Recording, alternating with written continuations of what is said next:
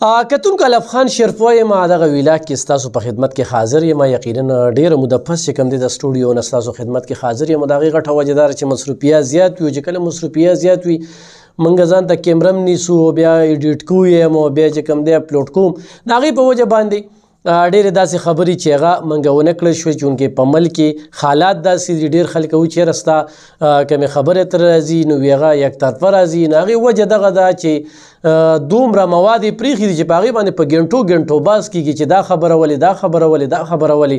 هره خبره کې چې کوم دی تضاد دی او هره خبره کې چې کوم دی نو دوغله پن دی، بچکانه پن دی، نو په هغې باندې خبره ترې کېږي. کتونکو څو موده مخکې چې کوم دی ما په صحت کارت باندې خبره ترې کړې وي او ډېرو خلکو په هغې باندې بد ګڼلي او یقینا زه د هغوی خبرو سره متفق هم یم. د هغې غټه وجه دغه ده چې په زموږ په دې معاشره کې ګراني چې کله نه عمران خان حکومت راغلی دی نو د ګرانۍ چې کم خط دی او بیا چې باقي پاتې کسر چې کم دی نو هغه په پی ډي ایم پوره کړ. نو په دې حالاتو کې یو سړی ځان له په 2,500 روپۍ باندې بورې وړه واخلي، چینی واخلي، چای واخلي، د وړو پیسونه جمع کړي، د کور کرایه ورکړي، د بجلی ګیس بیل جمع کړي، سلنډر کې ګیس واچي او که نه بیماري چې کومه د علاج هغه ډېر زیات ګران دی. نو خلک ګردې خرڅوي، خلک بچي خرڅوي، خلک قسم قسم ناوړې حرکتونه کوي او د علي رضی الله تعالی عنه خو قول دی چې غربت انسان کفر ته وباسي. نو داسې یو حالات جوړ دي چې خلک بیا سود ته یا د سمګلرانو پیسو ته یا دې ته چې کوم دی نو بیا نه ګوري چې یو سړی د بینک نه وي لکه کوم بینک چې داسې دی چې په سود باندې قرضه ورکوي، کوم بینک قرضه ورکوي چې د هغې نه موږ والو. چونکې هغه بېله خبره چې دې وخت کې د پښتونخوا بیا په خاصه توګه باندې د 400 بینکونه چې کوم دی دیوالیتوب طرف ته روان دي او دې خبرې کې به راسره اتفاق هغه خلک کوي چې کومو خلکو په بینکونو کې پیسې ښودلي وي هغه د بینک نه پیسې روباسي نو منیجر ورته په دې خپو پرېوځي چې یاره خدا را پیسې مو باسه او زموږ حالات خراب دي او دا دي او هغه دي.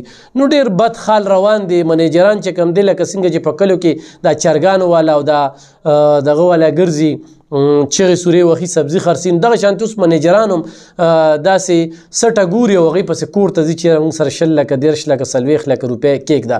په دغې حالاتو کې چې کله دا صحت کارډ راغی نو دا زیاتره نجي اسپتالونو کې هغې ته ورکړی شوي دي او د هغې نه ښه په کافي مقدار کې پیسې اخیستې شوي دي. نو چې کله ورته یو نجي اسپتال والا وي چې اپریشن دی نو او اپریشن دی بیا پرې دی ویړیا دی نو هغه مریض خو بس په دې نه وي، هغه خو وایي بس ویړیا دی او پرې دی نو راشه ویې کم نو خو هغه دله لږ وخت هم درکړي نو بیا به د پسې د دغه اسپتال امبولینس کور ته ځي راځي داسې به رې تنګ کړي چې ته مجبوره شي چې راشه بس دا څه اپریشن چې دی خو دا زه اپریشن وکړم. یو خو دغه خبره ده چې ډاکټران اکثر دا وایي چې بس په صحت کارت د اپریشن کېږي که نه.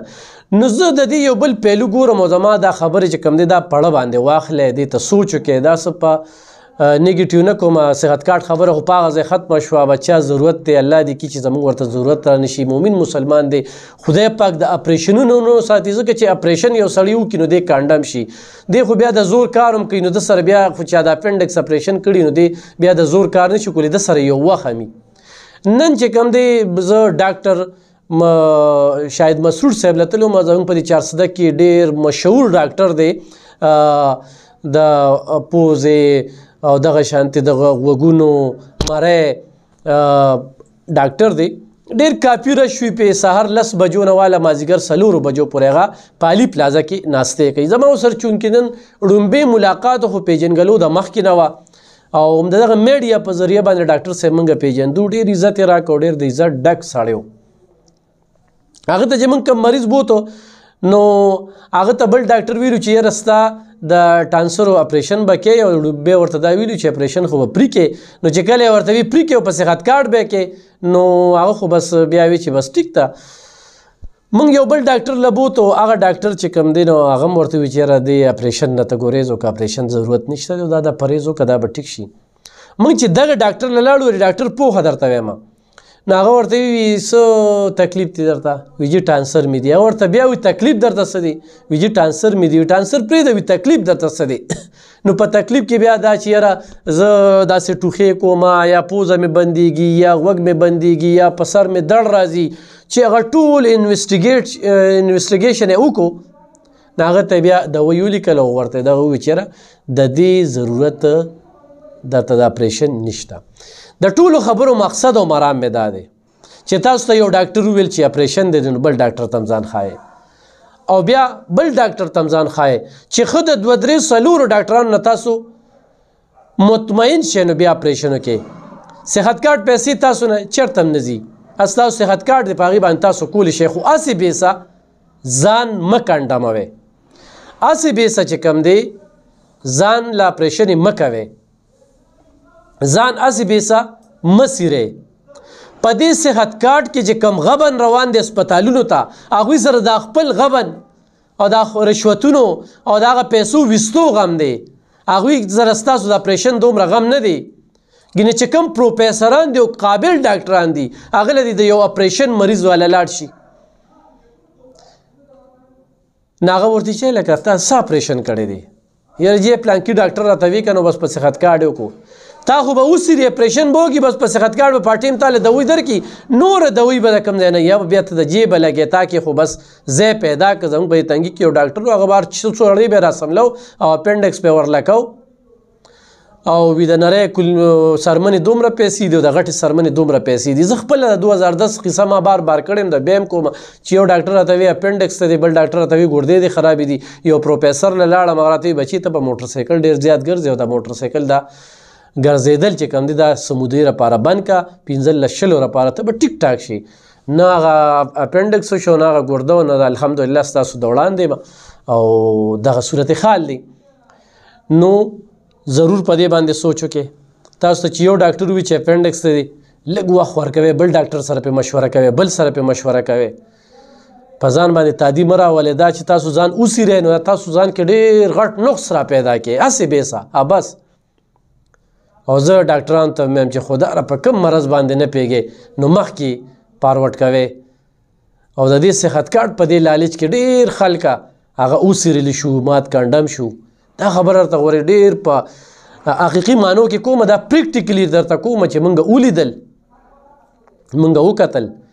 لاړ شئ بل ډاکټر له دا زه نه وایم چې ډاکټران قابلان نه دي، هر سړی چې په سکول کې قابل وي نه وایي زه به ډاکټر جوړېږم، نو له ډاکټر په قابلیت باندې زه شک نه کوم، خو ضروري نه ده چې یو سړی سپیشلیست یو څیز دی هغه په بل مرض کې تا ته وایي چېرې دا دی دا دی. او نن سبا چې ډاکټر جوړېږي تاسو ته پته شته د 1 کروڑ نه پې زیاته خرچه راځي، نو دا د 1 کروڑ نه چې زیاته خرچه دغه ډاکټر وکړي نو دغه ډاکټر خو به دغه پیسې بیا پوره کوي که نه، د هغې دپاره هغه هسپتال کولاوي خو هغه 1000 روپۍ فیس اخلي خو 2000 روپۍ فیس اخلي، هغې سره هم زموږ کار نشته، خو هغه ټسټونه کوي او دغه کوي نو هغې سره هم زموږ کار نشته، ځکه چې بره د الله کیمره لګېدلې ده او په خپل سوچ باندې لګیا دي. خو زما خپلو هغه خلکو ته خواست دی چې کوم مریضان دي هغوی یو ډاکټر لځي نو ضرور د 2 3 ډاکټرانو سره د دې مطلب دا دی چې تاسو بازار ته ځئ نو په یو دوکان کې چې تپوس کوئ نو په دویم کې مو کوئ نو په دریم کې مو کوئ چې کوم کې درته لږ ارزان او پیدې والا څیز میلاویږي.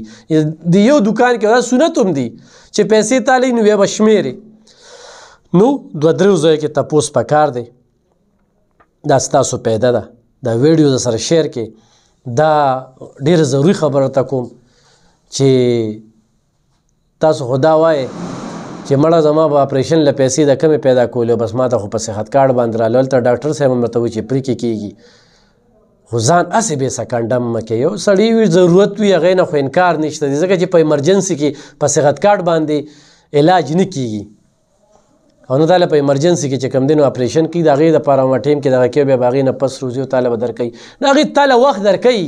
په سرکاري اسپتال کې خو دومره وخت ورکوي په LRH کې او په شرپو اسپتال کې چې اکثر پکې مریضان مړم شي نمبر یې رانشي او ډېر داسې وي چې د دغه اپریشن اواز پې وشي نو هغه پریشانه شي.